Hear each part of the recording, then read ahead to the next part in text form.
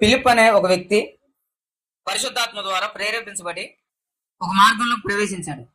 వెళ్ళిన తర్వాత ఆత్మ ఏం చెప్పిందంటే, ఫిలిప్ పరిగెత్తుకొని వెళ్ళి అదిగో ఆ రథం మీద వెళ్తున్నటువంటి ఆ వ్యక్తిని కలు అని చెప్పింది. అయితే ఆ రథం మీద వెళ్ళేటటువంటి ఆ వ్యక్తి ప్రవక్త అయిన యెషయా గ్రంథాన్ని చదువుతూ ఉన్నాడు. ఆ విషయాన్ని గ్రహించినటువంటి ఫిలిప్, నువ్వు చదువుతున్న దాన్ని నీకు అర్థమవుతుందా అని అడిగాడు. అడిగితే ఆ నపుంసకుడు, ఆ రథం మీద వెళ్ళేటటువంటి ఆ నపుంసకుడు, అయ్యా ఎవరైనా నాకు దీని గురించి వివరించకపోతే, త్రోవ చూపించకపోతే నాకు ఎలా తెలిసిద్ది? నేను చదువుతున్నాను కానీ దాని భావం నాకు అర్థం కావట్లేదని చెప్పుకుంటూ వచ్చాడు. అప్పుడు ఫిలిప్, సరే దీని భావం నేను చెప్తానని, అప్పుడు ఆ వ్యక్తి చదువుతున్న లేఖన భాగాన్ని తీసుకొని, ఆయన గొర్రె పిల్ల వలె వదకు తేబడెను, బొచ్చు కత్తిరించి వాని ఎదుట గొర్రె పిల్ల ఏలాగూ మౌనంగా ఉండును, అలాగే ఆయన నోరు తెరవకుండెను. అప్పుడు నపుంసకుడు, అయ్యా ప్రవక్త యెషయా గ్రంథాన్ని రాసినటువంటి ఈ ప్రవక్త ఎవరిని గురించి చెప్తున్నాడు? ఆయన గురించి చెప్తున్నాడా లేకపోతే వేరొకరి గురించి చెప్తున్నారా? దయచేసి నాకు దాని గురించి తెలుపు అని అడుగుతాడు నపుంసకుడు. అప్పుడు ఫిలిప్ నోరు తెరిచి ఆ లేఖనమును అనుసరించి, ఆ వ్యక్తి ఏ లేఖనాలను అయితే చదివాడో అవే లేఖనాలని చదివి ఆ లేఖనాన్ని ఆధారం చేసుకొని, అంటే ఒక దిక్సూచిలాగా చేసుకొని ఆ వ్యక్తికి యేసుక్రీస్తును గురించిన సువార్త ప్రకటించాడు. ఎలా ప్రకటించాడంటే, మొట్టమొదటిగా దీంట్లో ఉన్నటువంటి ఈ భాగాన్ని మీరు చూడండి. ఆయన గొర్రె వలె వదకు తేబడెను అని దాన్ని చూపించి మత్తయి సువార్త 27వ అధ్యాయం 1వ వచనం చూడండి. ఉదయమైనప్పుడు ప్రధాన యాజకులను ప్రజలు పెద్దలందరూ యేసును చంపవలెనని ఆయనకు విరోధముగా ఆలోచన చేసిరి. ఆయన గొర్రె వలె వదకు తేబడెను. ప్రభువైన యేసుక్రీస్తు వారు యూదా వారి మధ్యలో, యెరూషలేము వారి మధ్యలో, ఆ ప్రాంతం మధ్యలో తన సువార్త ప్రారంభించినప్పుడు ఆయన మీదకు వ్యతిరేకతలు వచ్చినాయి. ఎందుకని వచ్చినాయి?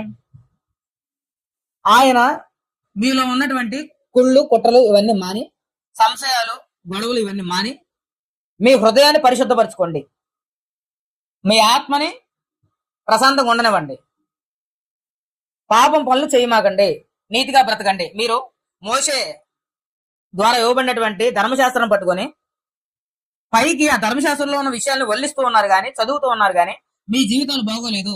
మీరు అన్యాయంగా తీర్పులు తీరుస్తున్నారు, అక్రమంగా జీవిస్తూ ఉన్నారు, లంచాలు తీసుకున్నారు, మీ నోటి నిండా కపటంతో నిండి ఉంది, మీ హృదయాలు కానీ మీ నోరు కానీ ఎలా ఉందంటే తెరిచిన సమాధిలా ఉంది. తెరిచిన సమాధి అంటే సమాధి పైన నీట్గా ప్లాస్టింగ్ చేసి వాళ్ళు గీట్లు కొట్టి టైల్స్ అంటించి దాని మీద మూత పనిలాగా చేస్తారు, అవునా? ఎప్పుడైతే ఆ సమాధిని పలగొట్టాల్సిన అవసరం వచ్చినప్పుడు ఆ సమాధిని ఒకవేళ ఆ రాయి పొర్లిస్తే ఎంత దుర్వాసన వచ్చిద్దో, ఎంత దుర్గంధం వచ్చిద్దో, ఏం కనబడతాయి లోపల? కుళ్ళిపోయిన ఎముకలు, మట్టి, పురుగులు, దుర్వాసన. అక్కడ నుంచోగలమా? రోడ్డు మీద కుక్క చచ్చిపోయింది అనుకోండి, ఎంతసేపు ఉంచుతారు దాన్ని? వాసన రానంత వరకు ఆ ఇంటి ఎదురోళ్ళు, ఇంటి పక్కన వాళ్ళు ఎవరు పట్టించుకోరు. ఆ వచ్చే వాహనాలు తొక్కుకుంటూ వెళ్తాయి, అలాగే నుచ్చు అయిపోద్ది. ఇక ఎప్పుడైతే మరుసటి రోజు ఎండ మీద పడి ఆ ఈగలు, ఆ చుట్టూ ఉన్నటువంటి పరాణ జీవులన్నీ వచ్చి ఆ శరీరం మీద, ఆ భౌతిక శరీరం మీద వాలి దాంట్లో ఉండి పురుగులు, దుర్వాసన వస్తున్నప్పుడు ఎవరైనా ఉంచుతారు దాన్ని? నిమిషం కూడా ఉంచవు. గుడ్డ కట్టుకోనో లేకపోతే శానిటైజర్ జెల్లో దాన్ని ఒక గోను పట్టో గడ్డిలోకి లాక్కొని ఈడ్చి కాలువలో పడేస్తారు. అలాగే వీళ్ళ నోళ్ళు ఎలా ఉన్నాయంట? తెరిచిన సమాధిలా ఉన్నాయంట. అంటే వీళ్ళ నోట్లో నుంచి కుళ్ళిపోయిన వాసన కంటే భయంకరమైన పాప మాటలు వస్తున్నాయంట. వీళ్ళ హృదయంలో ఆలోచనలు ఎలా ఉన్నాయంటే, పేరుకు ధర్మశాస్త్రాన్ని పెట్టుకొని ఉన్నారు కానీ వీళ్ళ చేతులు కానీ కాళ్ళు కానీ హృదయ ఆలోచనలు కానీ కపటంతో నిండిపోయి ఉందంట. పాపాన్ని మోస్తూ ఉన్నారు వీళ్ళు.